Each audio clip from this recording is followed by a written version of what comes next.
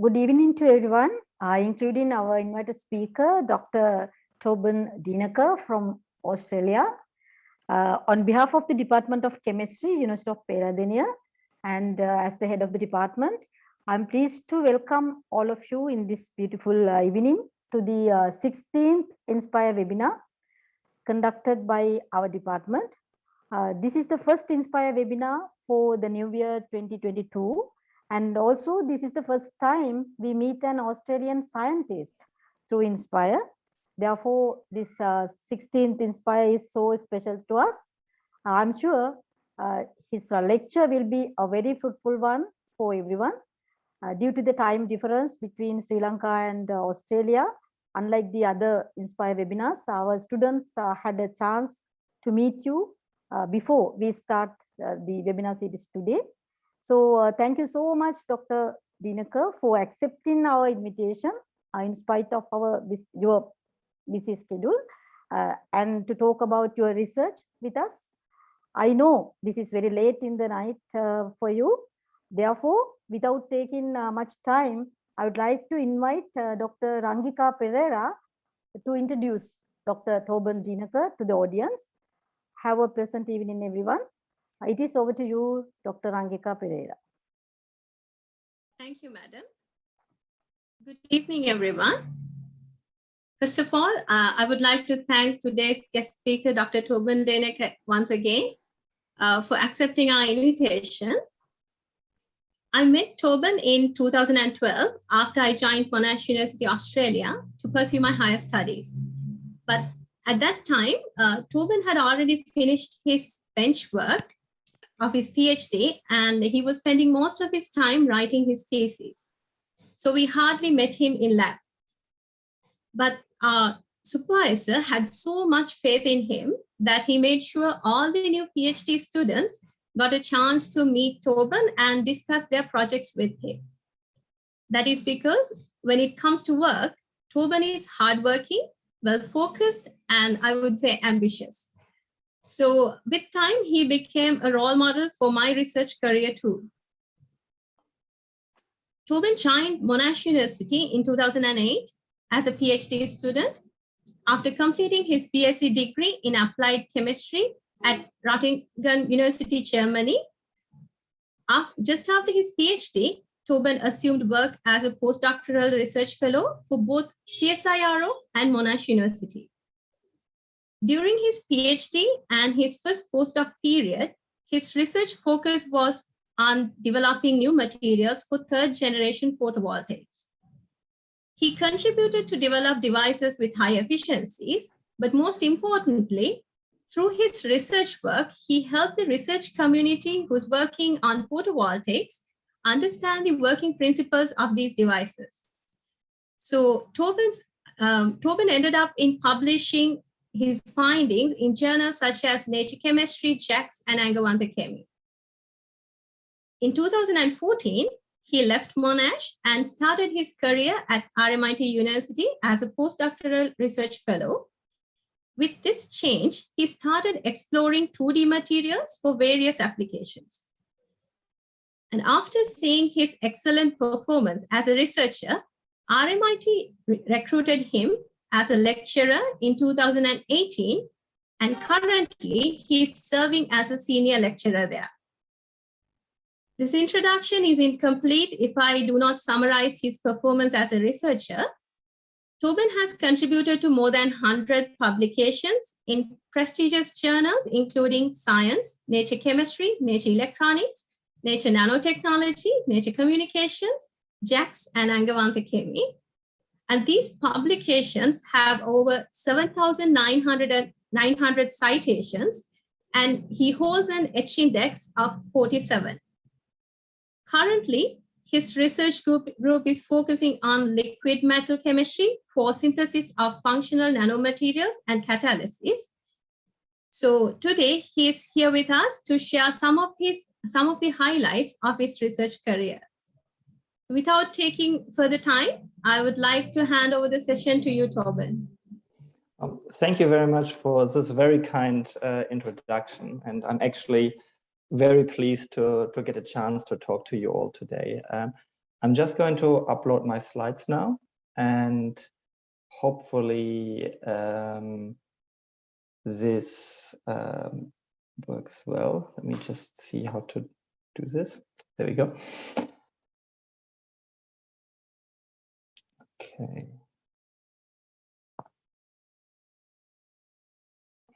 So please let me know if there's any problems with the slides. Yeah, today I'm going to talk about my work here at RMIT University. So at RMIT University, my research group is mostly focusing on liquid metal chemistry at the moment. And we're doing a lot of different or working on a range of different applications, including some work on functional 2D materials for electronic applications, which is going to be the bulk of the work that I'm going to talk today about. But I'm also going to talk a little bit about our work on catalysis that we're also doing at the moment. And if you've got any questions about what we're doing, feel free to reach out to me later on as well. I'm always happy to have a chat as well separately. So just to give you a brief overview about what I'm talking today, because most people are not that familiar with liquid metals and liquid metal chemistry, I'm going to give a little bit of an introduction into what liquid metals are, what defines liquid metal chemistry, and then I'm going to talk about how we can use them to synthesize 2D materials. And in the end, I'm going to talk a bit about catalysis. And here on the right-hand side, if everything is going well, you should be able to see a little video of some of our liquid metals that we're working with. So as you can see here, liquid metals are free-flowing materials that tend to have quite a high surface tension, but they've got a low viscosity. And this video here shows one of our liquid metal alloys that we are allowing to run over a surface. And all of this is recorded at room temperature. And I just thought I show you what we're working with and how these materials look like. So now to get started, to talk about what are liquid metals. And to begin this introduction, I want to first take a moment and talk about metals and metallic bonds to begin with. So liquid metals are, of course, defined by the metallic bonds, which bestows them with the main attractive properties that we usually exploit in our work. And here on the right-hand side, you can see this little animation here showing a typical metal. This is a solid metal where the atoms are arranged in a regular lattice.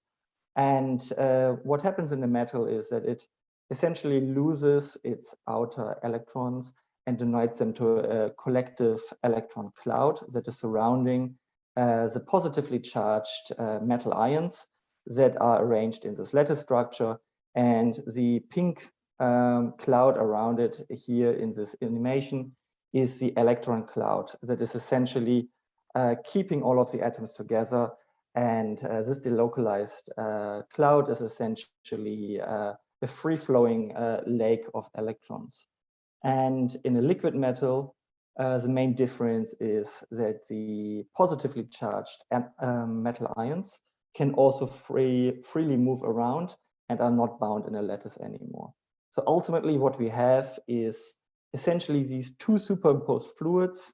We've got the positively charged metal ions and the negatively charged electron cloud that are freely flowing and are superimposed on top of each other. And what we end up with is a material, or it's a liquid that has a low viscosity that is actually comparable to that of water. So these are low viscosity fluids. They have very high surface tensions. They've got excellent thermal and electric conductivity, and they tend to have very high boiling points. And when we actually look at the periodic table here, which we've color coded for the melting points of the various elements, we actually see that there's a lot of different elements that are actually liquid at around room temperature. So here the blue color denotes elements with a very low melting point, and the red color denotes elements with a very high melting point. And when you see here sort of the off-white coloration here, sort of the yellow-white denotes elements with a melting point that is relatively close to room temperature. And when we look at the periodic table here, we get these two pockets of metals that have low melting points. So the first group are the battery metals. So that is lithium, sodium, potassium, and so on. These metals have low melting points, but they're usually too reactive to work with, at least for our applications. And then we've got the post-transition metals here, where you've got mercury, of course, which is a liquid, but it's toxic, so we tend to not work with it much. But we also have gallium, indium, tin, bismuth, and these metals here, the post-transition metals. And that's really what we're working with at the moment. And down here is a little table where you can see that gallium is actually our element that we were doing most of the work with, which has a melting point of about 30 degrees Celsius. So on a hot day outdoors, gallium will actually be liquid under quite benign conditions. And we can also then alloy gallium with indium or indium and tin to push that melting point down even further. And there's a number of other low melting point alloys as well that we can work with.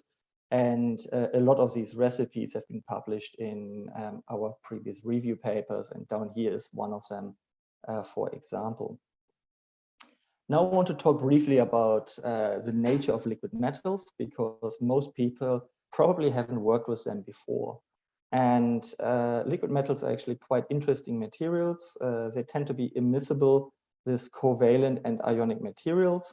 So if you look at an ionic material, you can usually dissolve it in a covalent solvent. So for example, if you've got table salt, you can dissolve it in water, for example. For liquid metals, they usually cannot be dissolved or dissolve other materials that are ionic or covalent. So basically, this means that any interactions tend to be restricted to the interface. The interesting thing is, however, that other metals tend to be highly soluble in molten metals. And down here, you can see the solubility curves for a range of different metals as they're being dissolved in liquid gallium. And you can see here that the solubility really depends on temperature and on what element you're trying to dissolve. So some of the materials are highly soluble and other ones are practically insoluble. And this essentially gives us a lot of levers to pull and to work with to tailor the alloys. And we particularly utilize these effects when we're designing catalysts for different catalytic chemical reactions. The other important aspect of liquid metals is that, similar to other metals, liquid metals form ultra-thin passivating surface oxide on their surface due to Cabrera-Mott oxidation.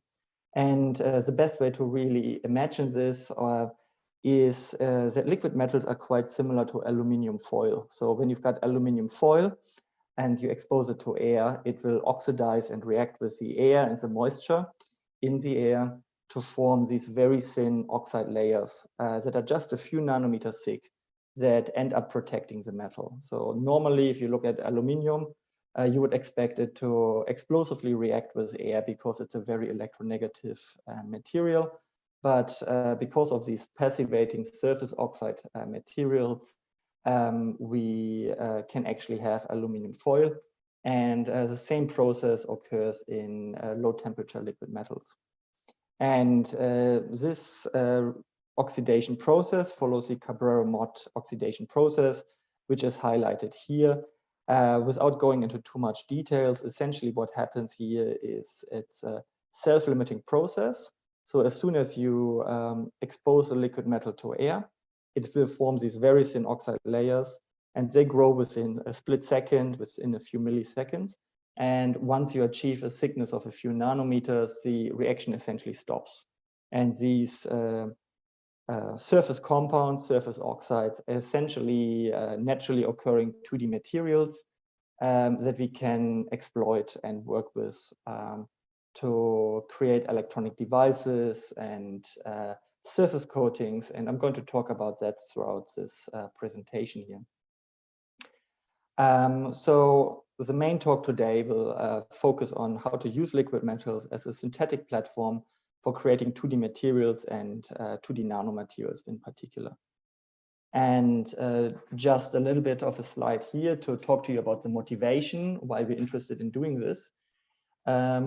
Since the discovery of graphene, which most of you would have heard about, of course, by now, a lot of different ultra-thin materials have been discovered over the past couple of decades, essentially. And a lot of these materials are very thin semiconductors, where then researchers have found that once you are creating these very, very thin layers of these semiconductors, you end up getting enhanced properties and unique properties that you don't observe in thicker crystals of these materials.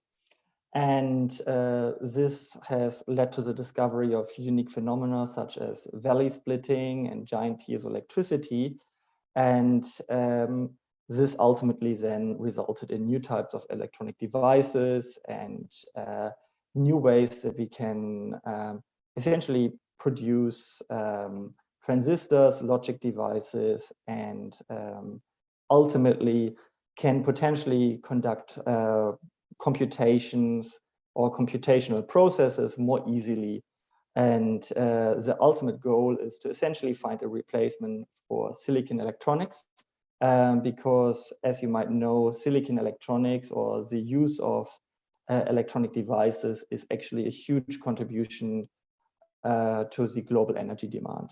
So the goal of this work is to come up with better materials that allow you to do electronics and electronic computations more easily using less energy. One of the big challenges is to actually now produce these two-dimensional materials on large scale. So normally what people do in the lab is they grow a big crystal of these materials, and then they use some sticky tape to peel off single layers of these materials to then build prototype devices. This is unfortunately not scalable, and ultimately we'll have to come up with a better way to grow these thin crystals on a large scale for industrial applications. And our idea was essentially to use liquid metal chemistry to see if we can solve this problem. And just again, here is a brief overview here. So what we're doing is we're looking at these liquid metals, these molten metal droplets, and we expose them to air. And what happens then is that these very thin oxide layers form that are just a few atoms thick. And we have then found that these oxide layers are actually very weakly attached to the underlying liquid metal, and we can quite easily delaminate them onto a desired substrate. And here on the right-hand side, you can see a few schematics of different processes that we've developed to do this work. So a lot of these processes have been developed in our lab, and there's also a few of these processes that were discovered in other research groups around the globe now. But essentially what we usually do is we take a little droplet of liquid metal and we either roll it over a surface, or we gently touch the liquid metal droplet with a substrate to exfoliate a thin sheet of metal oxide. And what I'm going to do now is to essentially show you how this is done in little videos here, so that you can actually get a feel for how we do this in practice. So to begin with, I want to show you here the printing process of 2D materials from liquid metals, and particularly the touch printing method, which we are using a lot at the moment. So we're simply having a hot plate here with a little droplet of liquid metal, and we just gently touch the surface with a little bit of a wafer. And what happens there is that we exfoliate a thin sheet of metal oxide. Sometimes a bit of metal sticks to the substrate, and this metal can be easily washed off just in a little bit of hot ethanol. And here are some images from papers that we published on these methods. Another option is to use this squeeze printing method here, which we work with some of the metals that are a little bit more sticky. And what we do here is we take a tiny droplet, put a glass slide on top, just gently squeeze it, and then we peel off that substrate. You can see here there's a fair bit of metal stuck to it, but we can again easily wash that off. And then in the end, we get these two-dimensional nanosheets on the substrate that we can then work with. So here is an atomic force microscopy image that we recorded on one of our materials here.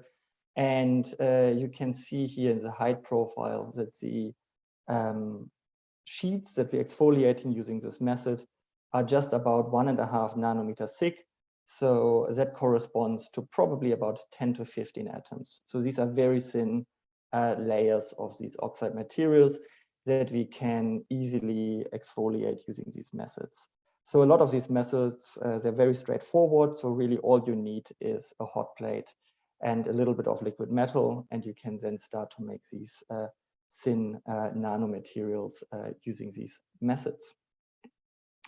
So I will also show you some electron microscopy images throughout this presentation, and I just want to briefly show you how we are preparing these TM grids here in our lab. So again, we use the touch printing methods to do this. So here we are basically cleaning the liquid metal a little bit by trapping it between two glass slides. And then we get a clean droplet of molten metal where we then can gently touch it with the electron microscopy grid here. And these are some of the images that we've got recorded using this type of samples that we've prepared using these touch printing methods. So all of our electron microscopy data has been recorded using samples that were prepared using these methods. And essentially any electron microscopy grid will work to do this process. So what I'm showing you here are typical poly or lacy carbon grids, which work quite well. And other samples later on have been prepared using silicon nitride based grids, which are a little bit more robust, and we can then do further processing of the materials afterwards. So now that I've shown you in general what we've been doing here, I can now run you through a little case study of one of the materials that we've developed. And this is one of our earlier papers from a few years ago. So I want to talk to you a little bit about the synthesis of two-dimensional tin oxide using liquid metal methods. So tin is actually quite an interesting material. Tin metal is one of the main ingredients in solder alloys, and tin melts at quite low temperatures. At about 230 degrees Celsius, tin will melt. So that means you can easily work with it on your standard hot plate in your lab. And when you allow it to oxidize in air, you can either grow tin monoxide or tin dioxide. And both of these materials have been observed on the surface of molten tin. So in this paper here, we wanted to see whether we can grow tin monoxide, particularly because it is a well-known narrow bandgap p-type semiconductor. So p-type semiconductor means it is a semiconductor that is working with holes or vacancies rather than electrons. And for making functional electronic devices, you need both electron and hole semiconductors. So tin monoxide is a p-type semiconductor or a hole semiconductor, while the tin dioxide is a wide bandgap n-type semiconductor, meaning it is an electron-based semiconductor. Tin monoxide also has some interesting properties where its electronic properties change a lot as you are making the material thinner and thinner. And we wanted to see whether we can actually exfoliate these very thin tin monoxide sheets using this method. So when we started to melt some tin, there's a little video here showing a puddle of molten tin.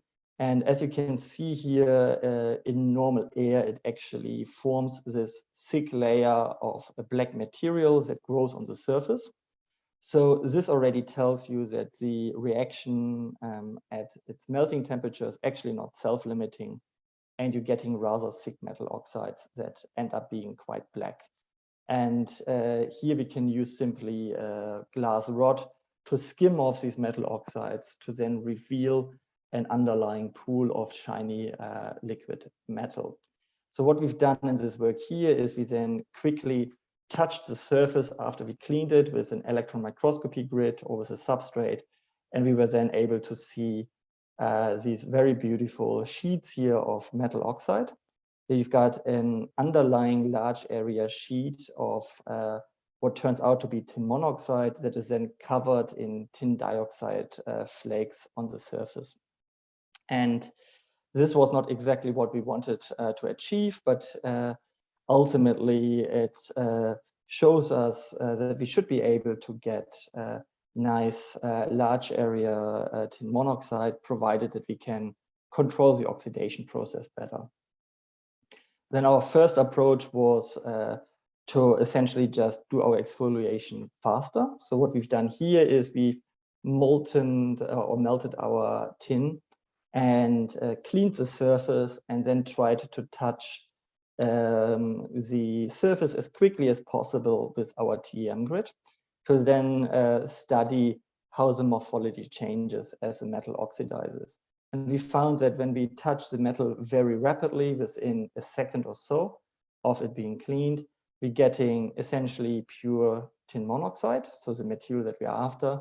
But as soon as we let it oxidize for a few seconds, as little as 20 seconds, we start to see these big flakes forming on top of the nanosheet. And as we're allowing the material to oxidize further and further, our sample becomes thicker and thicker as we're going here. And these are all transmission electron microscopy pictures here, where basically a very transparent sheet means it's very thin.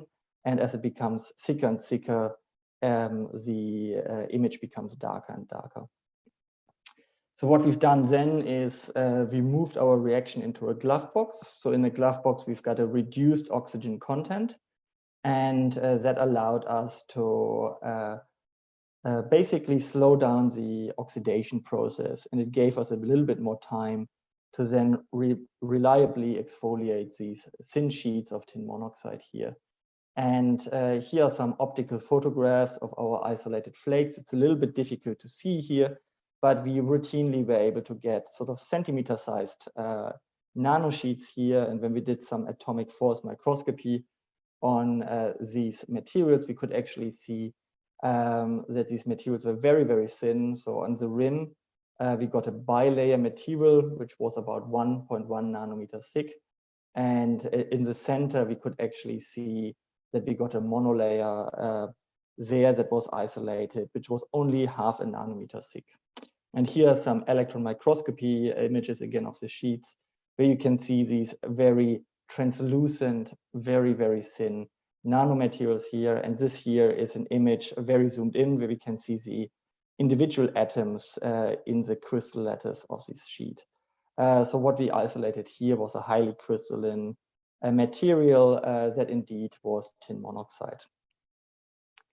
We also conducted some fundamental characterization here, where we looked at the electronic band gap of this material, which confirms that this was a wide band gap material. And we made some rudimentary electronic devices. So down here, we've got a little field effect transistor, which is the basic component in electronics, the switch that essentially records zeros and ones. And we demonstrated here that we can use the tin monoxide to switch on and off the little electronic channel here. And we demonstrated that we can essentially use this material to make logic devices. And we also created some basic gas sensor devices here, which were capable of characterizing NOx or nitrous oxide concentrations down to a few ppm in air here. And these are very rudimentary devices. So later on, other research groups have repeated this, and they got better results than us afterwards. Here's a little bit of a summary of the periodic table. So obviously, we've done, in this case study here, we've done some work with molten tin. As I mentioned to you before, there's a number of low melting point metals in the periodic table that we can work with. And over the past few years, we basically looked at these materials one by one, and the elements here in a red box are essentially the elements that we were able to isolate two-dimensional nanosheets from using these types of methods. And we've made essentially bismuth oxide, gallium oxide, indium oxide, lead oxide, and zinc oxide, as well as the tin oxides that I showed you earlier. And there's a number of different papers that we published on these materials. And it turns out that a lot of these materials have different properties. So some of them are electron semiconductors, other ones are hole semiconductors. There's some piezoelectric materials here. So these materials can convert mechanical energy into electricity. And we also made some gallium oxide here, which is an insulator. So that means that we've got sort of a family of different materials here that we can easily exfoliate from liquid metals that then allow us to make electronic devices.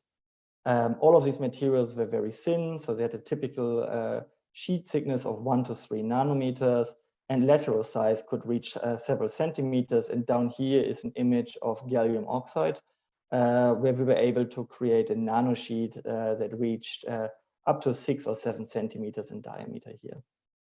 So we can make rather large materials, and all of this is prepared by hand. So you don't need any advanced equipment to make these nanomaterials.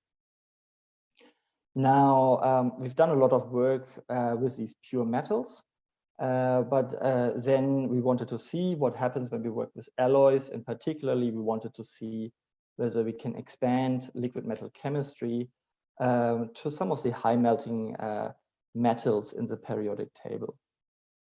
And this work here was really inspired by an older paper from Michael Dickey, who is a researcher in the United States, who has done some basic work on gallium-indium alloys. And he looked at the surface chemistry of these alloys that contain about 75% gallium and 25% indium, in this case here. And he found that the surface was actually exclusively composed of gallium oxide. And he then argued that this is all due to the thermodynamics and essentially the Gibbs free energy of formation, meaning that gallium oxide provides the greatest reduction in free energy, and as a result, it is dominating the interface of these molten metals. So basically, gallium just oxidizes faster and outcompetes the indium in this alloy here on the surface. And this paper essentially inspired us to look at liquid metal alloys and to see what happens when we are deliberately dissolving some small amounts of a very reactive metal into a liquid metal. And we wanted to see whether we can essentially use liquid metals as a solvent to then grow a variety of desired metal compounds. And this work here we published now about nearly 5 years ago, where we were looking at these alloy systems here. And in this paper, we look at the liquid metal droplet that we allow to oxidize in air, and we then first touch printed the material to get thin oxide sheets to then analyze them. But we also developed this bubbling method here to make colloids of two-dimensional nanosheets as well. And I'm going to talk a little bit about this bubbling method in a few slides' time. So to just give you a bit of an overview for this study, we used a eutectic mixture of gallium, indium, and tin This is a specially designed alloy that is called gallenstein, which remains liquid at very low temperatures. And we then alloyed a fourth element into this mix to then see whether this added element will dominate the interface and whether we can exfoliate these nanosheets from the surface.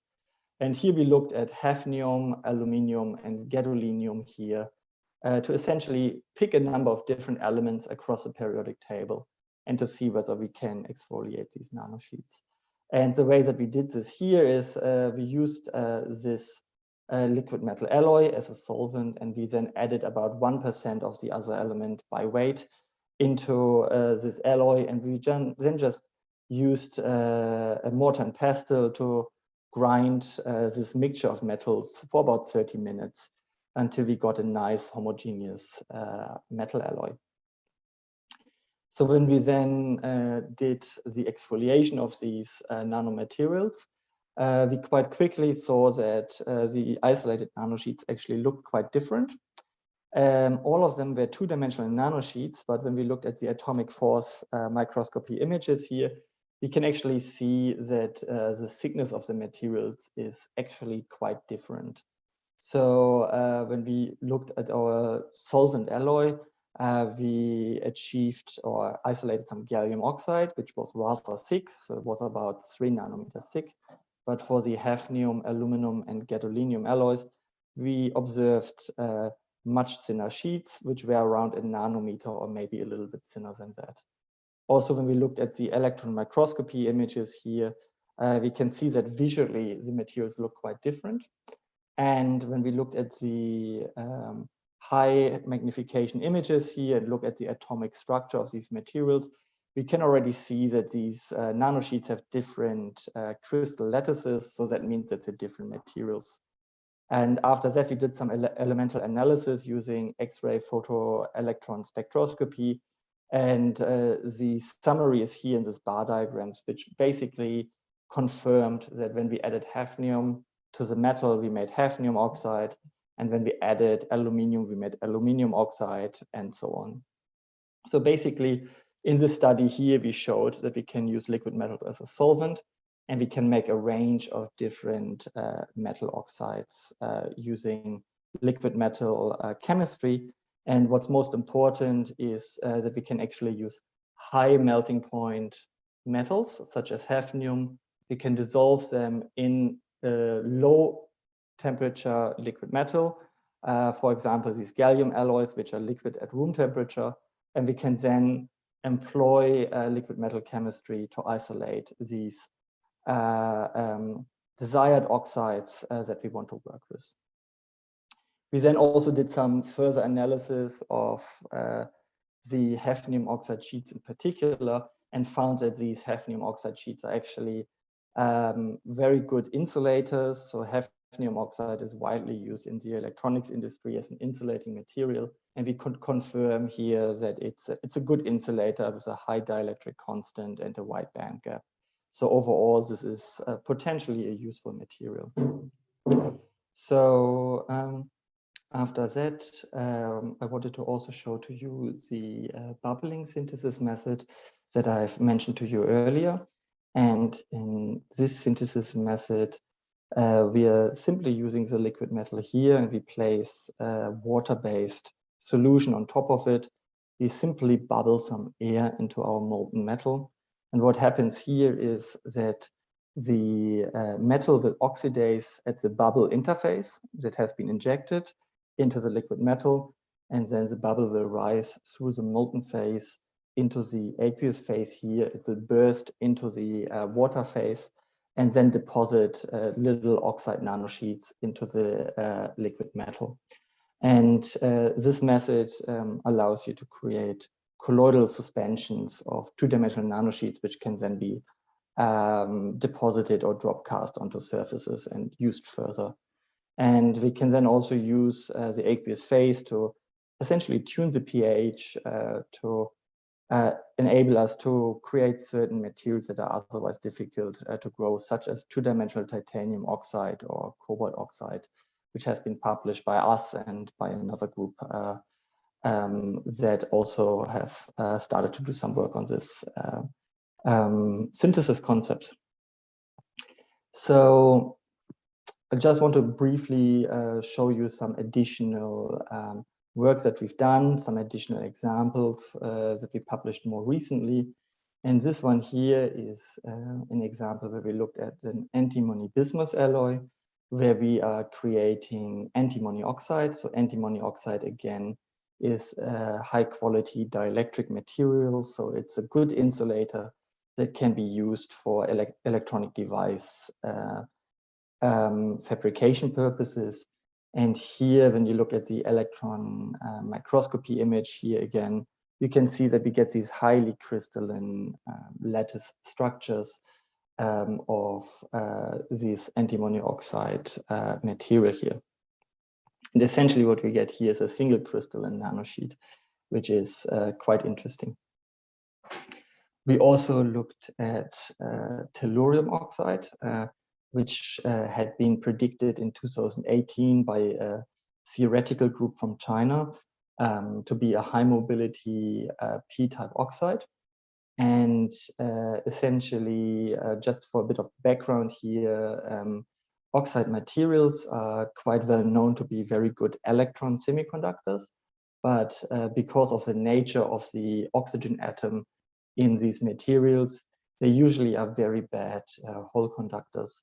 And tellurium oxide was predicted to be one of the exceptions to this rule and was predicted to be a high mobility p-type semiconductor material. So originally we wanted to then see if we can make these materials using liquid metal chemistry. Tellurium is an element that melts at about 450 degrees Celsius. So I originally tried to get it to work just for molten tellurium, but it turned out that the metal oxide or the tellurium oxide itself is very volatile, and it was evaporating faster than we could synthesize it. So we had to reduce the melting temperature of this material to essentially enable us to isolate it, but to avoid it evaporating as we are making it. What we've done here is we added some selenium into the mix here, and we made a tellurium selenium alloy. And just a little bit of a word of warning here: if you want to synthesize this material, selenium is very toxic. So you really want to think about before you want to do this, how you can do this safely. So in this study here, we also isolated two-dimensional nanosheets here from this melt.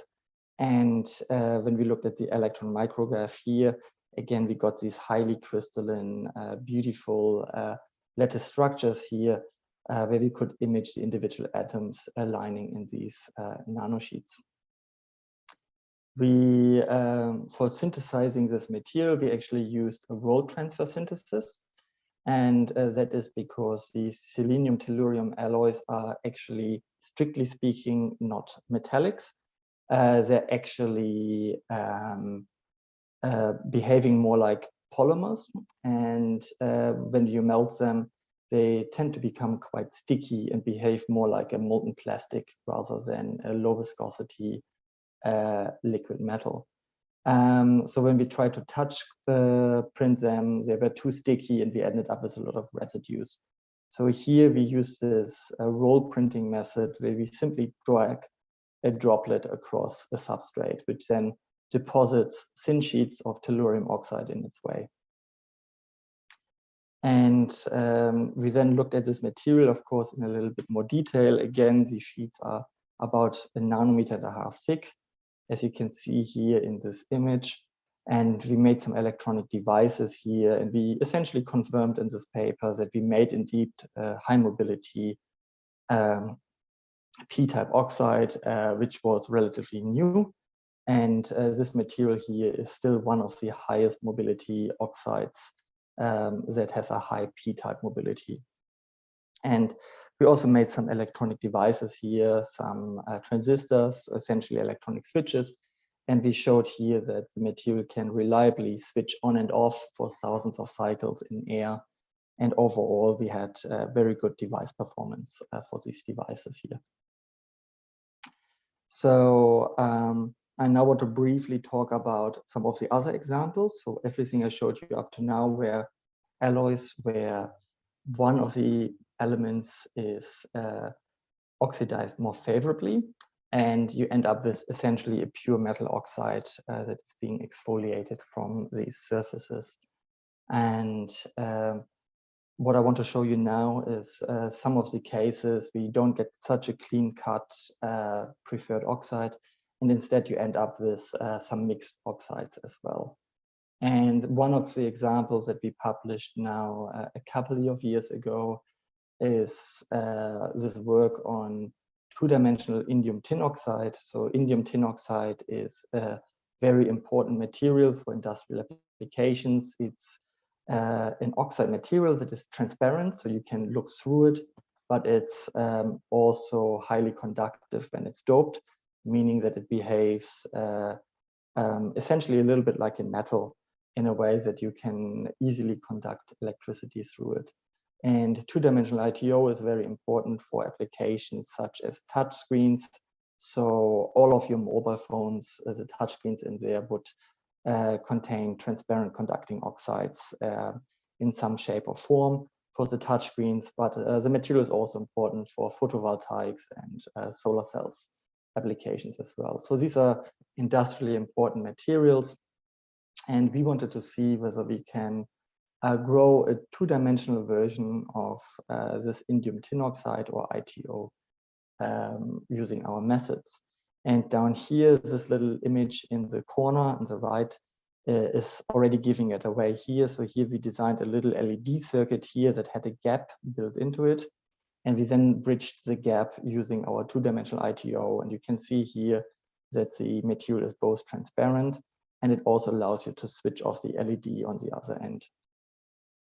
We then looked at the material in a little bit more detail and found that we can actually tune the composition of the surface oxide. So as we're adding more tin to the parent metal, so we made an alloy out of tin and indium, you could actually tune the concentration of the tin that is found in the ITO in the end. And that allowed us to tune the conductivity of the final material. And here for our single sheet of our 2D ITO, we get a sheet resistance of about 60 kilo ohms per square. So people who are familiar with transparent conducting materials know that this is actually not very good. This is a very high sheet resistance. But once we print a second layer on top of it, the sheet resistance drops to about 5 kilo ohms per square.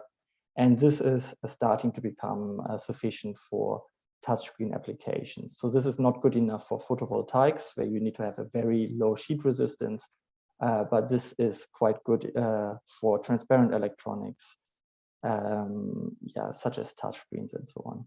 Then when we look at the transparency of the material, a single layer actually absorbs only about 0.3% of the light. And when we print two layers on top of each other, we absorb a little less than 1% of the light in this single layer. And this is actually better than what you get for a single layer of graphene, which absorbs about 2 to 3% of the light. We also put our material onto a flexible polymer substrate, and we were able to bend our oxide nanosheet thousands of times through rather small radii of curvature, which basically means that we have made a flexible material here that can be used in flexible electronics. So when we compare that to commercial, in quotation marks, flexible ITO on polymer substrates, we can see here that if we use a commercial substrate and bend it to the same radii of curvature, after a few bending cycles, it's essentially an open circuit. And once you cycled it more than 10 times, you basically have a destroyed material here, and it stops being conductive. So by making the material very thin, we basically achieve new mechanical properties and make these highly flexible versions of this old school material in this case. Again, we looked at the material in a little bit more detail. turns out that again, our single layer is about 1.5 nanometers thick. For our optimized concentration, we get these nanocrystalline materials, and this is essentially why our optimized concentration ends up being relatively conductive. Once we're adding too much tin into the mix, the whole material starts to become amorphous. The material loses its crystalline structure, and as a result, it becomes less conductive. We also did some cross-sectional TM images here of a monolayer and a bilayer. And what's quite interesting here is that we print 2 layers on top of each other. We actually end up with 2 individual nanosheets that are separated from each other by a van der Waals gap. So what you're making here is essentially a synthetic clay-like lattice or a layered lattice of indium tin oxide. So normally indium tin oxide is a 3-dimensional material, but here we're starting to make nanosheets and synthetic lattices of this material that could become quite interesting for some fundamental studies and intercalation chemistry in the future. So we've also used the material to make some basic touchscreens. And what we've done here is we simply taken a piece of glass and printed ITO on both sides of the glass, placed some electrodes on top of it, and then we built essentially a capacitive touchscreen here.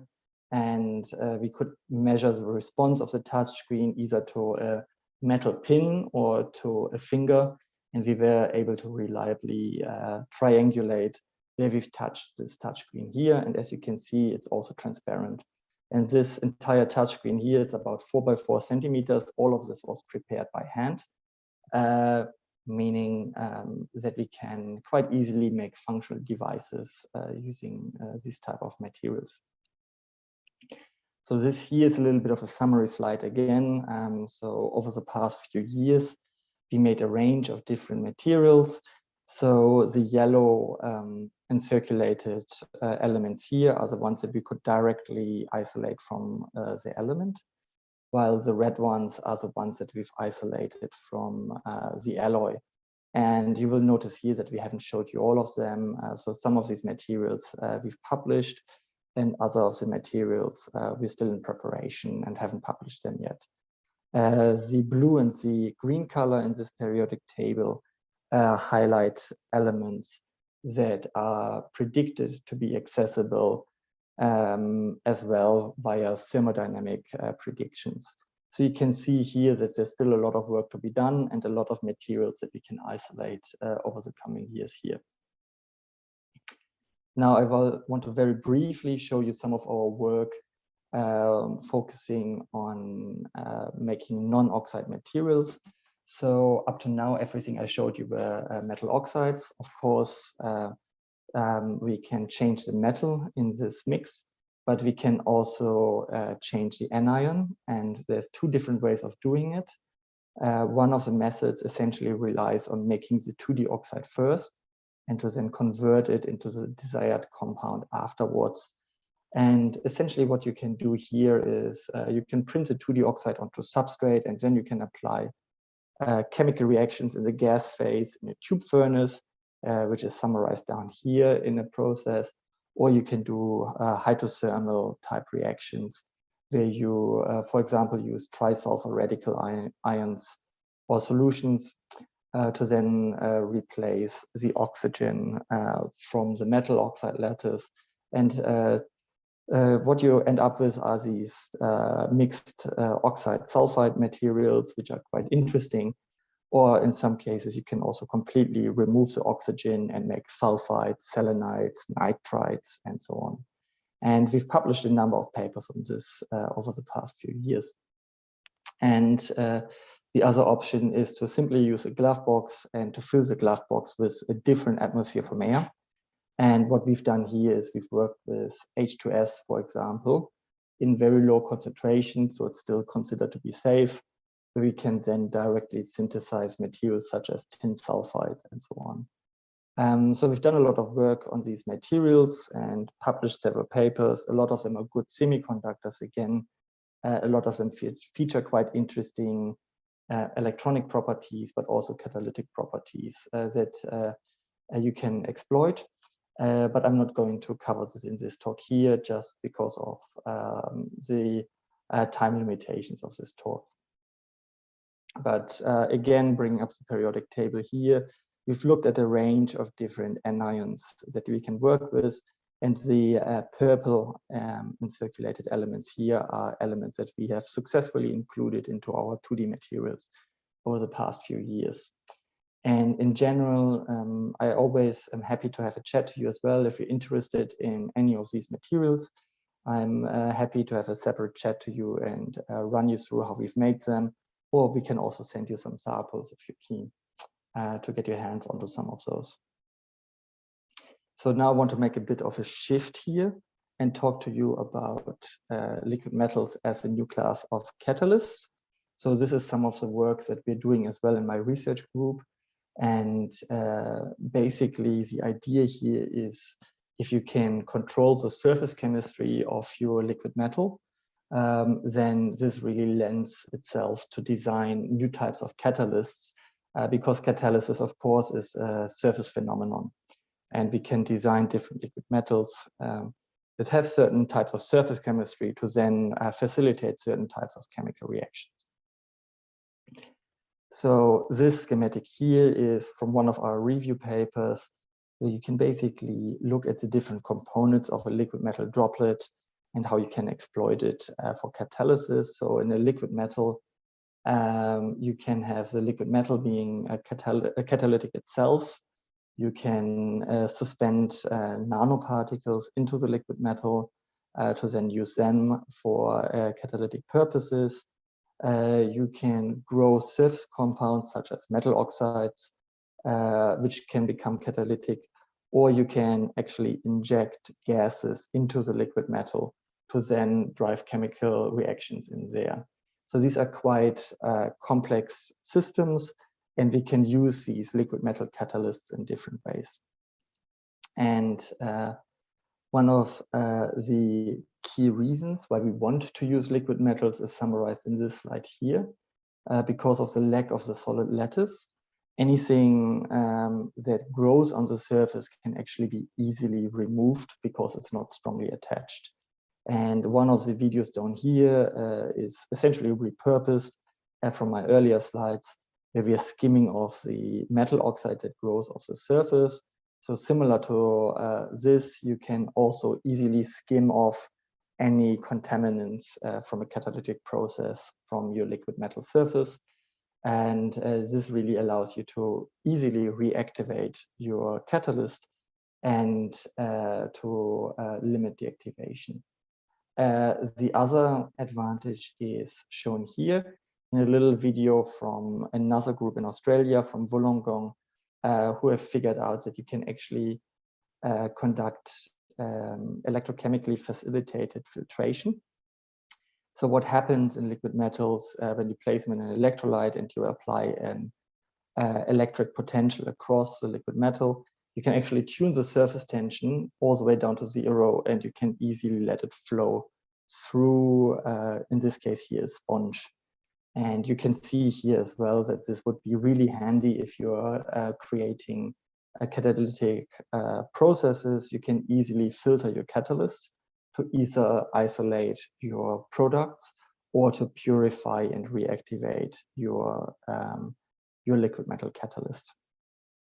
So the key advantage here is that you can easily clean up your catalyst after the reaction to isolate your products, particularly if you've got solid main products or byproducts. So here in this work, which is about to come out and actually in a few days in ES, we are looking at CO2 catalysis. So as you all know, CO2 is a huge problem, and there is some industrial processes which intrinsically cannot be decarbonized. So utilizing solar energy is of course great for your home energy needs or for driving electric cars and so on. But some processes such as steel manufacture or cement manufacture intrinsically cannot be decarbonized just because of the chemistry that is going on in these processes. And for these processes, we need to develop essentially pathways to capture the CO2 and to either reutilize it or to store it safely, ideally in a solid manner. And here in this work, we looked at gallium and indium that were used as a liquid metal reagent in this case here, which was then reacted with CO2. And it turns out that at relatively moderate temperatures of only a couple of 100 degrees Celsius, we can actually react the CO2 with the liquid metal to then form carbon nanosheets and gallium oxide. And the gallium oxide can then later be reduced back to gallium metal, basically turning the process into a catalytic circle. And here are some images from our latest paper, where we are basically taking CO2 that is being bubbled through the liquid metal that is then turned into solid carbon products, as you can see here in this photograph. And essentially this process can take CO2 and convert it back into coal, in this case here. So we looked at this process at different temperatures, and we found that it actually works quite well even at moderate temperatures of only 100 degrees Celsius. It works best at about 400 degrees Celsius. And once we go above that, we actually start to see our chemical reaction to go into a different regime, where instead of making solid carbon, we're actually making carbon flakes as well as carbon monoxide here. So we're trying to stay below the critical temperature of about 400 degrees Celsius. So this was just sort of a brief summary of the catalysis work that we're doing. We're also using liquid metals for other chemical reactions, such as chemically converting petrochemicals. So for example, producing hydrogen from methane, or producing ammonia are some of the catalytic processes that we are working with. And we're also using liquid metal catalysts for electrochemistry, which is obviously a logical approach as well, because the liquid metal is electrically conductive, so they make great electrocatalysts as well.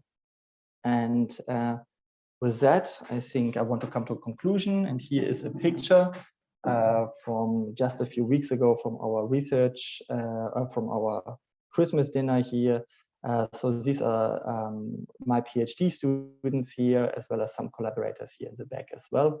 And with that, I want to thank my students particularly, who have done all of the work, my funding agencies, the Australian government, the Fleet Centre of Excellence, and also some of my commercial partners who've done some support some of our students as well.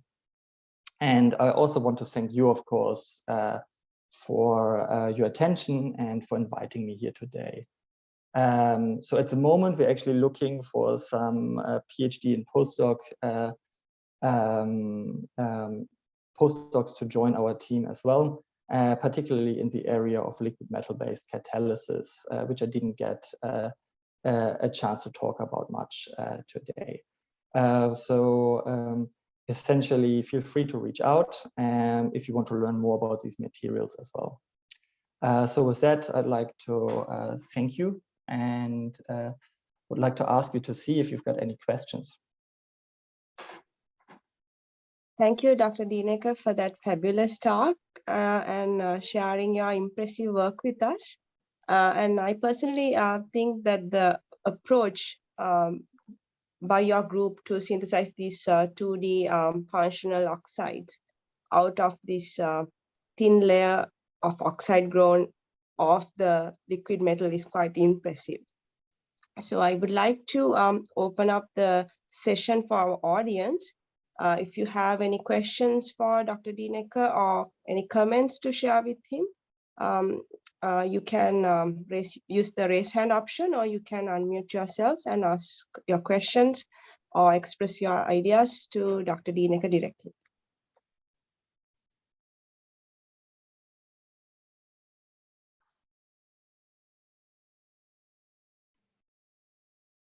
Dr. Daeneke, I Yeah. just have a couple of questions.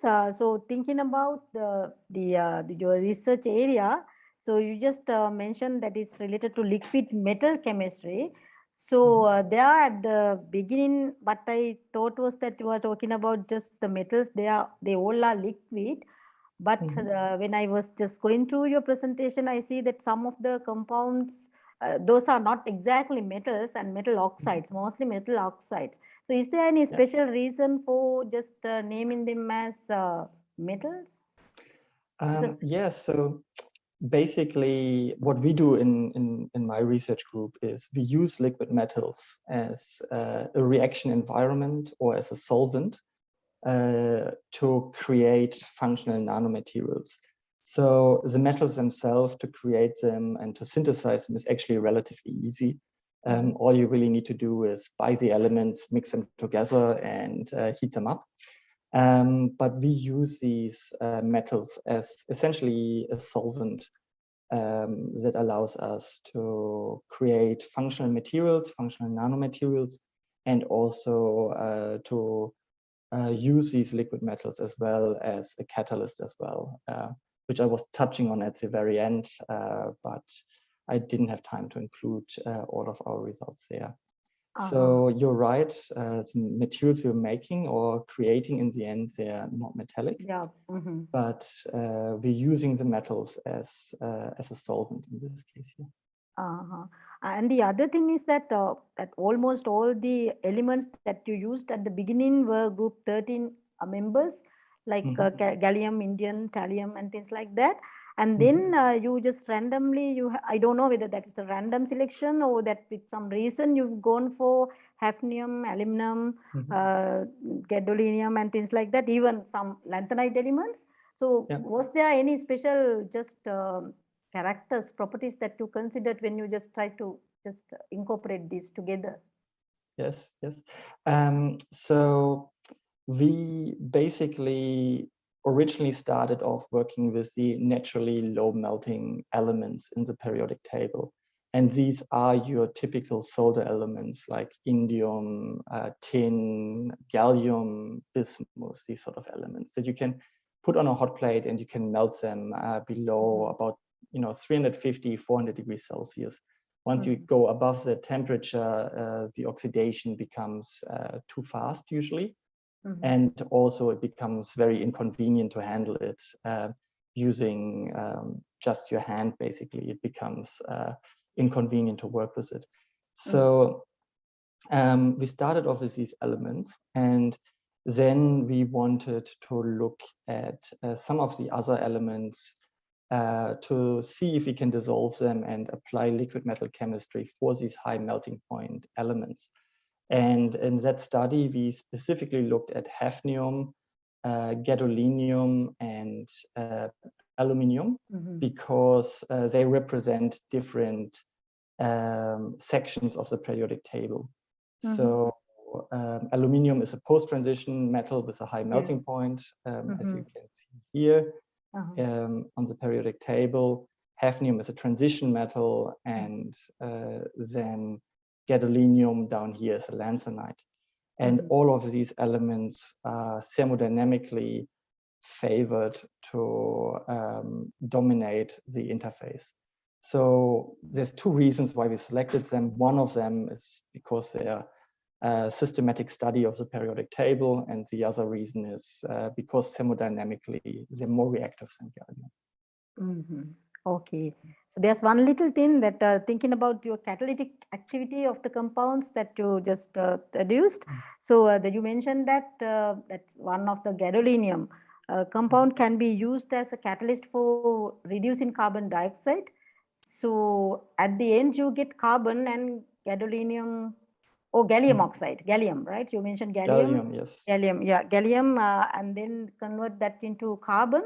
So so usually this kind of that carbon dioxide reduction is catalytically done with the help of electrochemistry or photochemistry. So compared to those processes, what do you think about the application of this catalyst for the conversion? So actually our earlier work that I did not include today was an electrochemical process. We designed some liquid metal catalysts to convert CO2 into carbon and carbon-based products using electrochemistry. So what we've done in this study here is we're actually using the liquid metal itself as essentially a scrubber to begin with. It's a sacrificial reagent to begin with. And all we're doing here really is we're oxidizing the metal using CO2. And CO2 is actually a mild oxidizing gas. And when we are looking at these relatively electronegative elements, they are basically sufficient to get the oxygen out of the CO2 molecule and to basically form carbon and metal oxide. Then later on, this is again data that is in the paper, but I didn't include here, is we can then immerse the entire basically liquid metal, metal oxide, carbon, all of this mass, we can immerse it in an electrolyte and then just apply electricity and turn the gallium oxide back into gallium metal. Okay, so that's normal, that generally the thermodynamical reaction, right? No electrochemistry recipe. Okay. So no, we do electrochemistry at the beginning. Yeah. Okay, so it's a two-step process. So we do the electrochemistry in the end. Chemistry followed by sure. Okay. Yeah. Thank you very much, Dr. Daeneke. Thank you. Yeah.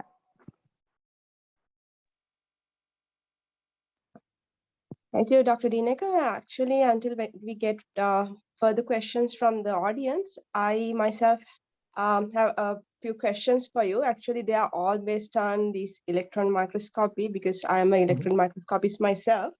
So you mentioned this, I think, a future project of yours where you are interested in growing non-oxide 2D materials using this glove box apparatus. Have you ever thought of utilizing environmental TEM or a gas cell where you could heat your sample, pump air and look, I mean, you can see as it grows inside the microscope. So have you ever thought about that? Yes, actually, we are thinking about it and we want to do it. The reality is a lot of this work is very new. So we just commenced this work about 4 or 5 years ago. And there's a lot of work to still be done and a lot of processes that we don't understand yet and where we need to do some fundamental studies.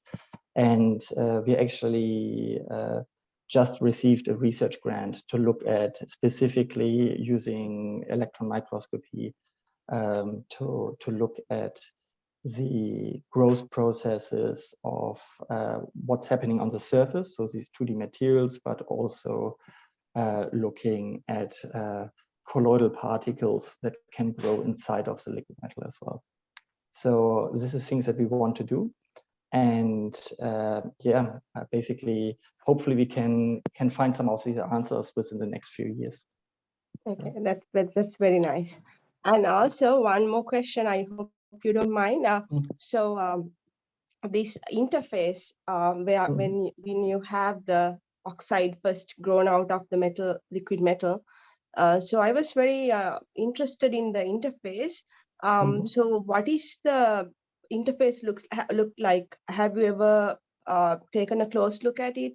So when you have the oxide grown, it's a solid, and you have a liquid inside the metal, and then that the interface, the first atomic layer onto the metal side, is it a lattice or it's still like a metal? I think this is it's an excellent question. There's some studies that have shown that the structure that is directly underneath the metal oxide is actually quite different from the bulk liquid metal. So there's a lot of layer effects that are happening there. And people have some ideas and theories of why some of these structures form. but a lot of that is still to be really seen. So we know it is not a normal sort of liquid metal underneath. There's a little bit more order to it, but it's not a perfect lattice either. So it's still liquid-like, but it's not like the completely the rest of the underlying metal. So there's a lot of there's a lot going on at that interface, and there's a lot of work to still be done. Okay, that sounds very interesting. Thank you, Dr. Daeneke. I would like to ask the audience if they have any comments or questions for Dr. Daeneke. Yeah, Dr. Daeneke, yeah. A very interesting talk actually. Yeah, I would like to have a couple of questions. Actually, my questions are related to alloys. Yeah. Now you mentioned about alloy formation in the liquid metal form, right? So we have always host and guest. Right, when you dissolve the guest component in the host, your host is gallium or whatever, the one in liquid form. So can you, control the viscosity of the alloy you made? Yes. By any ratio you can make it, the solubility is there? Yes, yes. So basically, there's been a paper on the viscosity control, particularly from a Chinese group that's done a lot of work on this. So basically, when we look at this curve here, you can see that the solubility of the various elements in molten gallium really varies. And it varies with temperature, but also the nature of the element. So down here, you see, for example, vanadium is hardly soluble at all, while copper is highly soluble in this case here. And what we found is that when you exceed the solubility limit, you basically are creating a colloidal material. So you get solid particles in a liquid metal. And once you get a sufficient amount of solid particles in there, you actually start to tune the viscosity of the material. So once you add, for example, a lot of copper into the material, the copper starts to precipitate, and then you can tune the viscosity from something that is as little viscosity as water to something that is more behaving like toothpaste. So you can fully tune it. So under any condition, they are not solidified. Well, in your research, you couldn't see that type of solidification or that reduce in the viscosity or anything like that, increasing or reduction of the viscosity? No. Yes, there's some at some point, but usually for our applications, we want it to be liquid. So we heat it up enough so it is staying liquid. Staying in the liquid form. Yeah. So right. Of course, Then, go ahead. sorry. Okay. So, okay. Now, okay, the next question is, now you mentioned that you are using alloys, right? But in one case, you explained that when you used even though you used alloy, you got one type of oxides, right? Then by changing the ratio, is it possible to get mixed oxides? Yes, so for some of them we do, but it's again all based on the thermodynamics. And I think one of the projects I showed you, we were looking at the indium tin oxides. So that is a mixed indium tin oxide. Yeah. Other than that, any other, because that also depends on the thermodynamic stability. Exactly. Is it possible to, control completely by controlling the two metals in the alloy system? Right? Is it possible to get the whatever the mixed oxide having ratio similar to the one available in the metal solution? It depends really. So we found that for a lot of our alloys, we actually get pure compounds because mixed oxide is just thermodynamically not stable. But for some other ones, we don't. We get mixed oxides, and it's really hit and miss. And you've got to try it. Unfortunately, there's not a lot of thermodynamic data available in the literature on mixed oxides, so it's a bit difficult to predict it. Yeah, I hope that answers your question. Right. Yes. Thank you. Yeah.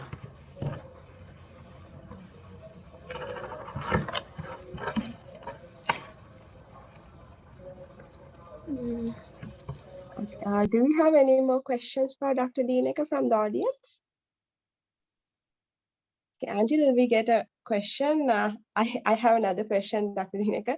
So actually, when you print your these 2D oxides onto the TM grid, like lacy carbon and holy carbon, how do you manage to retain the lacy carbon or holy carbon layer on the TM grid without stripping it off? Yeah, so it's a real problem. And basically for us, when we get a new student, they basically break the first 10 TM grids, and then after some time they get good at it.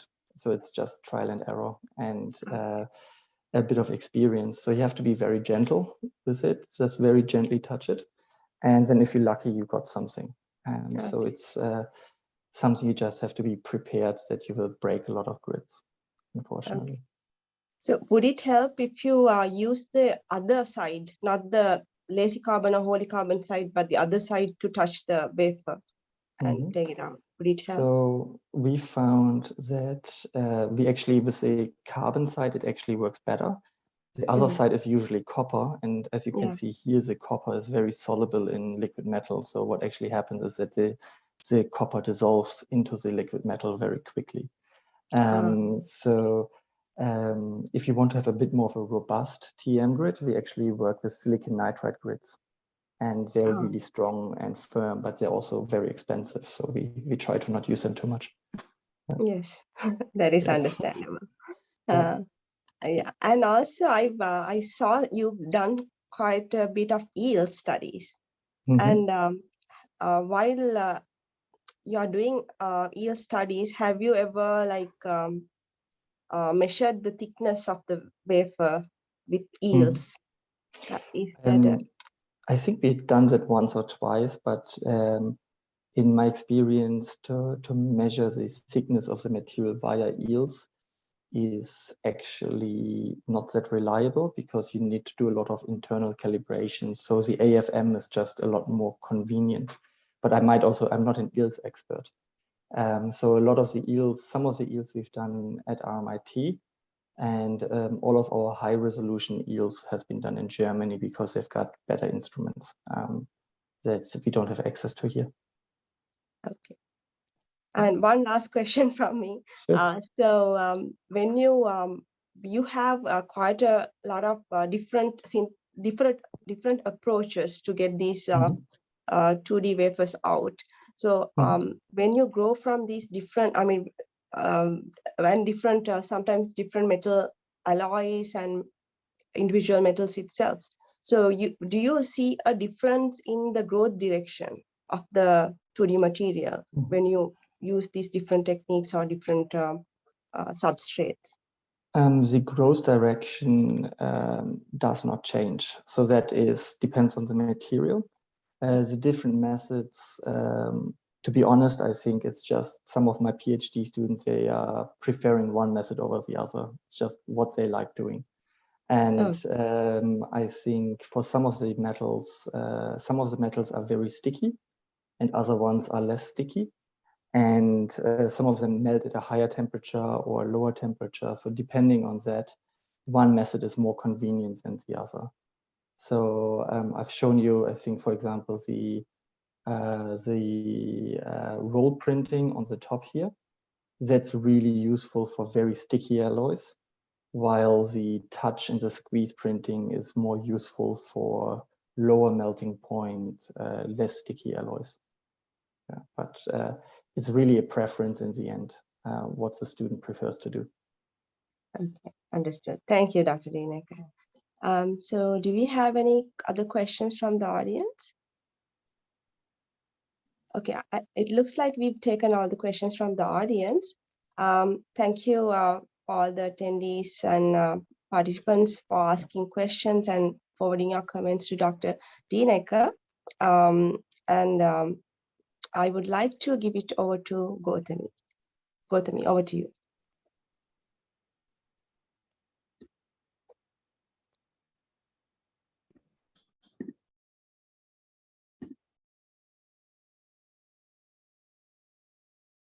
On behalf of the Organizing Committee of INSPIRE and the Department of Chemistry of the University of Peradeniya, I consider it an honor to propose the vote of thanks today.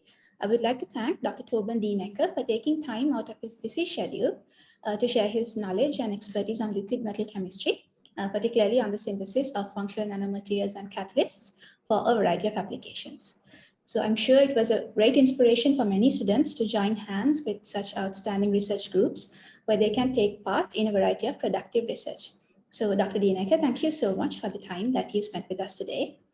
And next, I'd like to express my gratitude to Dr. Angika Pereira for hosting today's guest speaker. And also special thanks go to Professor Manadevi Ganehenege, the head of the department, for guiding us throughout this Inspire webinar series. I would also like to thank all of you who joined us on Zoom today. Thank you very much. I hope you all found this session worthwhile and fruitful. So before winding up today's session, I would like to take this opportunity to invite you all to next Inspire webinar, which would be held on the 17th of February at 4:30 p.m. The guest speaker for the next webinar will be Professor Malcolm MacLeod from the Australian National University. So once again, thank you everyone. Have a pleasant evening. Thank you all.